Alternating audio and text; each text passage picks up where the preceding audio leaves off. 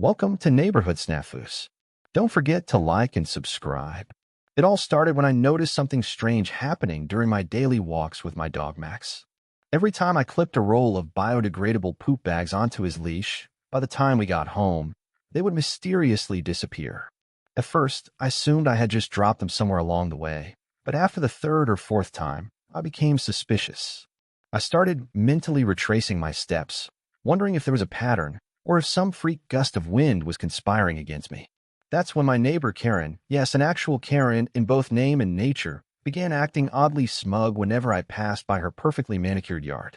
She would eye me with this peculiar satisfaction, a knowing smirk that suggested she knew something I didn't.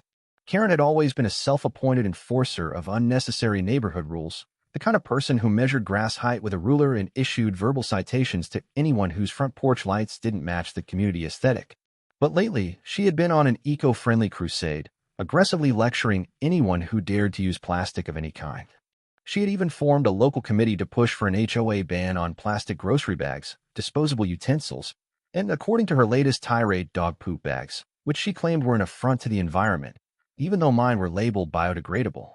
One day, after yet another roll of my poop bags vanished mid-walk, I decided to test my theory. I looped the bag holder through Max's leash extra tight and even took a photo of it before leaving the house, just in case I was imagining things.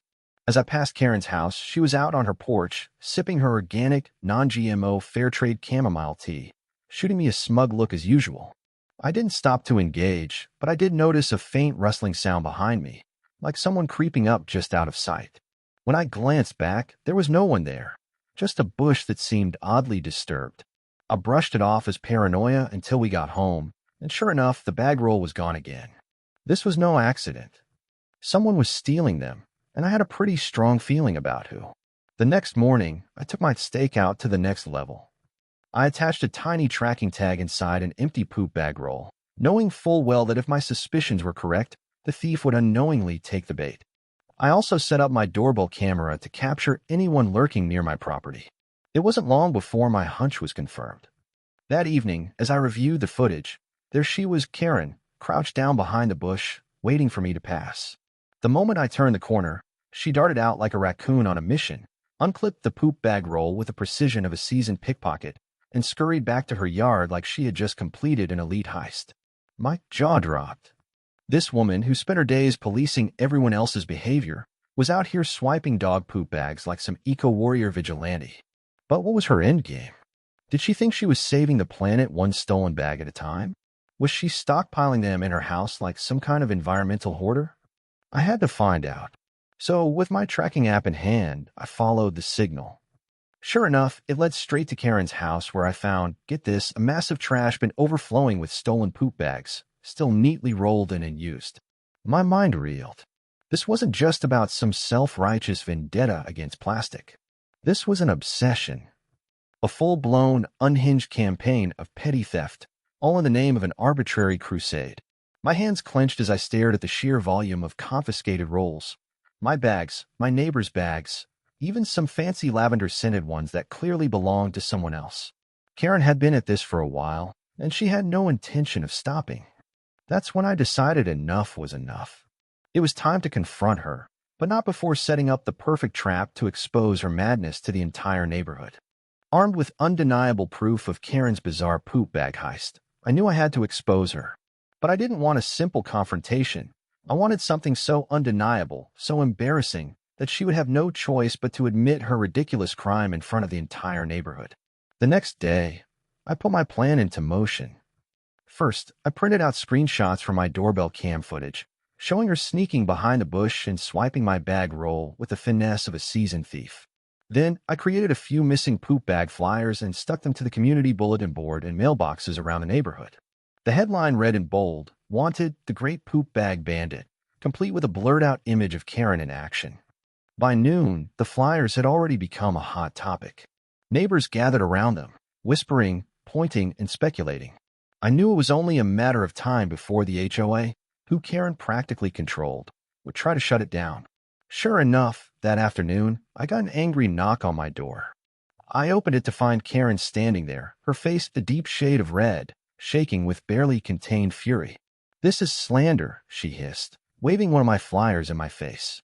I don't know what kind of childish game you think you're playing, but I demand you take these down immediately. I crossed my arms, feigning confusion. Slander? Karen, you look an awful lot like the person in that picture. I pulled out my phone and played the doorbell cam footage in front of her. She paled as she watched herself creeping through the bushes, snatching the poop bags with the stealth of a cat burglar. This is ridiculous, she sputtered. I was simply removing non-compliant plastic waste.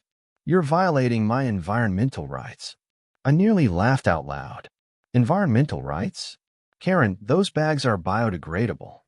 Meanwhile, you've been hoarding stolen poop bags like some kind of eco-obsessed raccoon. Care to explain why you have a trash bin full of them? Her mouth opened and closed like a fish gasping for air, but no excuse came out.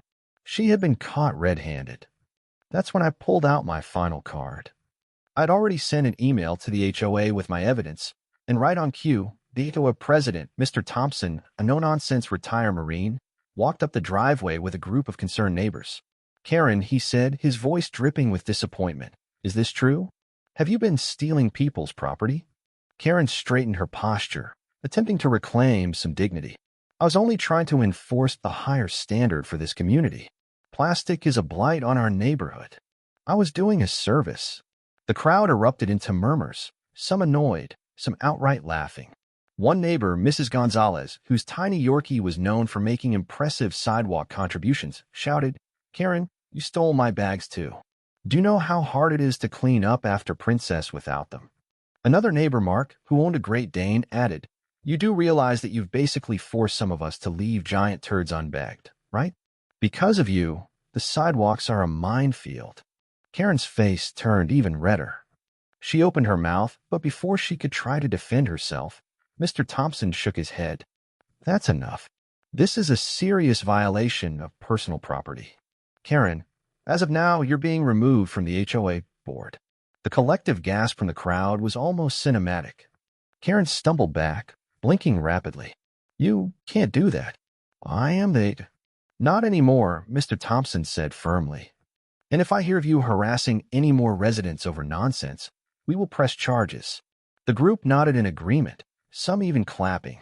Karen, realizing she had officially lost, turned on her heel and stomped back to her house, slamming the door so hard that her Save the Planet sign fell off the front porch.